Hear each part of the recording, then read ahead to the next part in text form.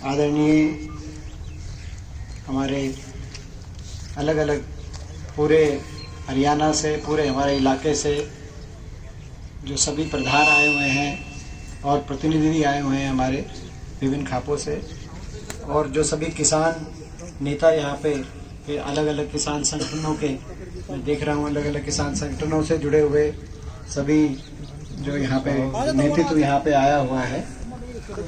और हमारे बीच में दादरी से हमारे आदरणीय विधायक, जिन्होंने बहुत एक किसानों की ऐसी लड़ाई में, जिस लड़ाई में पूरा देश का किसान और सबकी भावना जुड़ी हुई थी, ऐसे समय पे उन्होंने एक फैसला लिया। तो उनका बहुत मैं उस फैसले पे भी उनको बहुत हम बधाई देना चाहते हैं। और हमारे इस धरने में जिस तरीके से वो आए हैं, लगभग हर रोज यहाँ पे आए हैं, मैं उनको इस बात के लिए अपनी तरफ से बहुत मैं उनका धन्यवाद करता हूँ, बहुत बधाई देना चाहता हूँ। हमारे स्वयंवीर सांगवान जी, सभी पिता के समान बुजुर्ग, नौजवान साथी, मातृशक्ति, आज मैं कोई राजनीतिक के तौर पे नहीं, मगर एक किसान और एक किसान के बेटे के रूप में इस धरने पे अपना साथ और समर्थन आप सबके बीच में मैं लेके आया हूँ। जिस भावना से आप आए हो, उसी भावना से मैं भी आया हूँ। मगर बड़े दुख की बात है, अफसोस की बात है, आज आपको हमको बड़ी चिंता है। मैं कोई ज़्यादा लंबी बात नहीं कहना चाहता, मगर एक नौजवान होने के नाते, एक किसान होने के नाते और इस देश के नागरिक होने के नाते, आज ये जो सारा देश में चल रहा है इतने दिनों से, इस परिस्थिति को देख के बड़ी चिंता हो रही है। क्योंकि किस अहंकार में या किस जिद में सरकार बैठी हुई है। सरकार में कोई भी हो, राज हट नहीं होना चाहिए, राज जिद नहीं होनी चाहिए, राज हट नहीं होना चाहिए, राज धर्म निभाना चाहिए। मगर इस सरकार ने राज हट अपना जिस तरीके से दिखाया है इस पूरे मामले में, उसको लेके बहुत भावनाएं आहत होती हैं। जब पंजाब से किसान चला था इस कानून को लेकर,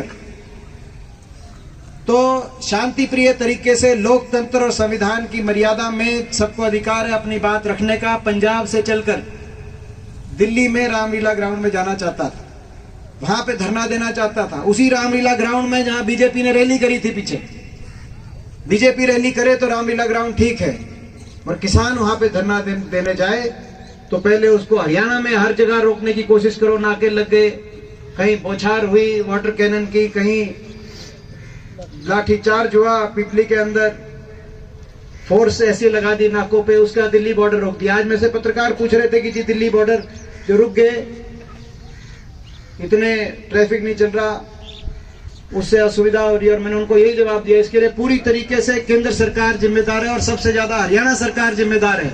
वहां पे अगर उनको रामलीला ग्राउंड ले जाने दिया जाता तो धरना देने जा रहे थे। धरने देने का अधिकार, शांति प्रिय तरीके से अपनी बात रखने का अधिकार हमारा देश के संविधान में, हमारे देश की प्रजातंत्र की मूल भावना है, उससे किसी को वंचित नहीं रखा जा सकता। मगर ऐसी जिद कि वहां नहीं जाने देंगे, ये कौन सी जिद थी? ये जिद, ये राजहट है। राजधर्म होना चाहिए था। अगर किसान आया उठ के आपके दरवाजे, देश के सरकार का दरवाजा खटखटा रहा है शांति प्रिय तरीके से, देश की राजधानी की सीमा पर पहुंचा है, तो आपको दरवाजे खोलने चाहिए थे, किसान की बात सुननी चाहिए थी, किसान के जो भावनाएं हैं, जो किसान की बात है उसको मानना चाहिए था, उनकी मांगों को स्वीकार करना चाहिए था। और जायज मांग को लेकर किसान आया है।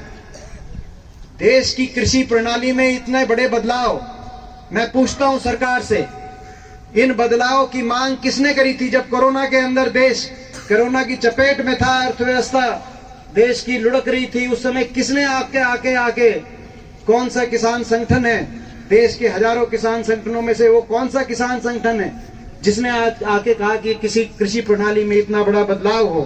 किसकी मांग पे 3 बिल बने और 3 बिल ऑर्डिनेंस के माध्यम से कानून बन गए। नहीं तो हमारे संविधान की प्रक्रिया जो है, उस प्रक्रिया के अनुसार पहले विचार विमर्श होता है। स्टैंडिंग कमेटी में, मैं भी कृषि की स्टैंडिंग कमेटी का सदस्य हूं, स्टैंडिंग कमेटी के अंदर पहले विचार विमर्श होता है सारे किसी संगठनों के साथ, और फिर लगभग हर कृषि क्षेत्र के अंदर बदलाव, एक मत से सर्वसम्मति से बिल का मसौदा तैयार होता है, फिर पार्लियामेंट बुलाई जाती है और संसद के अंदर चर्चा होती है और चर्चा के बाद पारित होता है। यहाँ तो कानून पहले बना दिया, उसके बाद संसद का सत्र बुलाया 2 दिन का और उसमें उन पे मोहर लगवाने का काम हुआ। उस पर किस तरीके से राज्यसभा में तो वोट भी नहीं डलने दी, राज्यसभा में तो उसकी वोटिंग भी नहीं कराई बिना वोट के, आपने देखा। तो ये तो और अब शीतकालीन सत्र, हम सोच रहे थे कि इस शीतकालीन सत्र बुलाया जाएगा, आपने देखा होगा शीतकालीन सत्र भी रद्द कर दिया। एमपीओ का कोटा भी रद्द हो गया। मैं इसलिए कह रहा हूं कि लोकतंत्र के लिए ये अच्छी दिशा नहीं है। सांसदों का कोटा भी रद्द हो गया। चलो, हमने भी स्वेच्छा से कोरोना में देश को अगर जरूरत है आप जितना कोटा से लो, मगर बोलने पे तो खर्चा नहीं लगता था। संसद बुला के वहां अपनी बात तो रख सकते थे। जो है सत्र भी, शीतकालीन सत्र कैंसिल हो गया। ये लोकतंत्र के लिए अच्छा नहीं। ना किसान की बात सुनना चाहते आप, ना संसद की बात सुनना चाहते। और संसद में आपके पास तो बड़ी मेजोरिटी है। हरियाणा जैसे प्रदेश में 14 सांसद बीजेपी के, लोकसभा के, राज्यसभा के, अकेला मैं ही एक विपक्ष में हूं। पूरे देश में आपके पास मेजोरिटी है। थोड़ी बहुत विपक्ष की आवाज भी सुन लेनी चाहिए। लोकतंत्र में इतनी गुंजाइश होनी चाहिए, लोकतंत्र में इतनी गुंजाइश होनी चाहिए। कैसा राजहट है ये, कैसी चीज है? अगर जो कानून बनाए गए इनको लेकर सारे किसान संगठन एकजुट हैं। इन कानूनों में, जिन कानूनों के माध्यम से किसान के भविष्य को आप बड़े औद्योगिक घरानों के हवाले छोड़ के आप पीछे हट रहे हो, जो सरकार की जिम्मेदारी है उस जिम्मेदारी से पीछे हट रहे हो।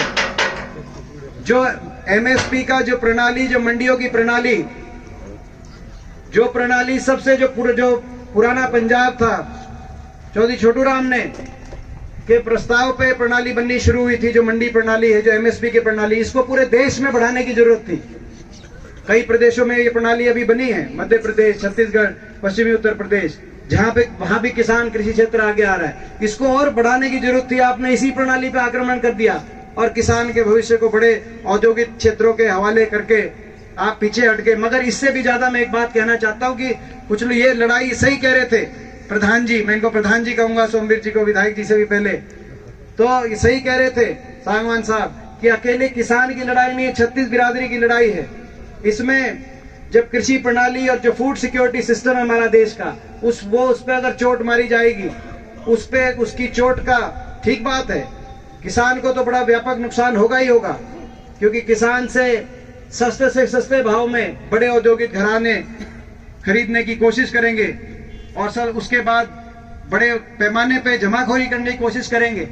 जो जमाखोरी के आपने सारे पाबंदियां हटा दी और उसके बाद अधिक से अधिक भाव में ग्राहक को बेचने की कोशिश करेंगे। मगर इसका दूसरा सबसे बड़ा नुकसान गरीब आदमी को होगा, क्योंकि जब किसान से पूरी खरीद नहीं होगी तो हमें समझना चाहिए आने वाले समय में जो पीडीएस का सिस्टम है, राशन डिपो के माध्यम से जो गरीब आदमी को सस्ता अनाज मिलता है, आने वाले सस्ता समय में पीडीएस, अगली जो इसका असर होगा वो पीडीएस व्यवस्था पे पड़ेगा और वो राशन डिपो की बजाय उनको भी रिलायंस फ्रेश और अडानी के स्टोर्स के अंदर जाके जो है खरीदारी करने पे जो है आने वाले समय में धीरे धीरे व्यवस्था उस तरफ ये लेके जा रहे हैं। जो शांता कुमार कमेटी की रिपोर्ट है, जो एफसीआई का बजट, एफसीआई का खरीद का बजट इसी साल में लगभग 1,51,000 करोड़ से घटाकर 78,000 करोड़ एफसीआई का खरीद का बजट। एमएसपी कह रहे हैं, एमएसपी तो डिक्लेयर हो जाएगी, मगर जब खरीद ही नहीं होगी, सरकारी रेट नहीं मिलेगा, सरकारी रेट नहीं मिलेगा तो एमएसपी तो आज भी बहुत चीजों पे डिक्लेयर होती है मगर मिलती नहीं। तो ये सारी बातें हैं। मैं सरकार से अपने जो है यहाँ पे धरने के पे आप लोगों के माध्यम से सरकार से मैं भी ये आग्रह करता हूँ कि आप जिद छोड़ो, राजहट छोड़ो, आप जो है राज धर्म निभाओ। देश की भावना है, देश की किसान की भावना है और इस भावना को देखते हुए तुरंत सरकार को ये तीनों बिल वापस लेने चाहिए और कोई कृषि क्षेत्र में कोई भी बदलाव की बात कभी भी आए वो सर्वसम्मति से होनी चाहिए। सारे किसान संगठनों से विचार विमर्श करके जो है एकजुटता से, एक मत से कृषि प्रणाली में कभी भी कोई जो है उसकी बात आए तो वो रास्ता सही रास्ता है। तो मैं यही बात आप लोगों के बीच में मैं, और जहां तक मेरी बात है, मैं यही आपसे कहना चाहता हूँ कि भाई आज एक किसान के रूप में मैं आपके बीच में आया हूँ, एक किसान के बेटे के रूप में आया हूँ, मगर मैं आपका भी बेटा हूँ, भाई हूँ। वो आप जो है मुझे अपने पूरा इलाका यहाँ मैं देखता हूँ, लगभग दूर तक कई मेरे पहचान में आ रहे हैं, अलग अलग पूरे इलाके के, जो सारा मेरा, क्योंकि मेरा तो भाई जो है अपना घर परिवार, जो अभी सांगवान साहब कह रहे थे ना कि रात को 12 बजे सोते हैं, सुबह 4 बजे उठते हैं, और उसके बीच में भी टेलीफोन आते हैं। सांगवान साहब मेरा तो सारा जो है जीवन, ये मेरे आगे जो बैठे हैं ना, ये मेरे काका ताऊ हैं, इनके बीच में मैं इनका बच्चा हूँ। मैंने तो इनके साथ ज्यादा टाइम बिताया है, पापा मम्मी के साथ कम टाइम बिताया होगा बचपन से। मेरा तो सब कुछ संसार, मेरा तो ये लोग बैठे हैं।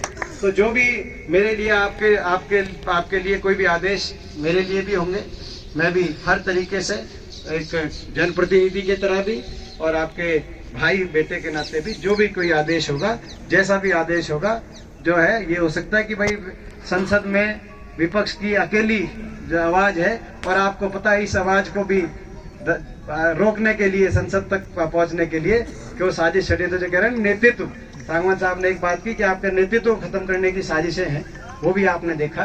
तो खैर फिर भी एक आवाज जरूर है, और किसी से कम नहीं होगी। ये जब भी कभी संसद हमें मौका मिलेगा तो पूरी वहां भी लड़ाई लड़ेंगे, सड़क पे भी लड़ाई लड़ेंगे, खेत में भी लड़ाई लड़ेंगे किसान के लिए। जो छोटू नाम ने कहा था कि भाई अपना जो है कहते हैं अपने पढ़ाई की पहचान करो, अपना जो है बोलना ले सीख, और दुश्मन ने पहचान ले। और कहते हैं एक और चरण सिंह जी ने भी एक बात की थी कि एक नजर अपनी खेत की ड्योली पे रखो और दूसरी नजर देश की राजनीति पे रखो।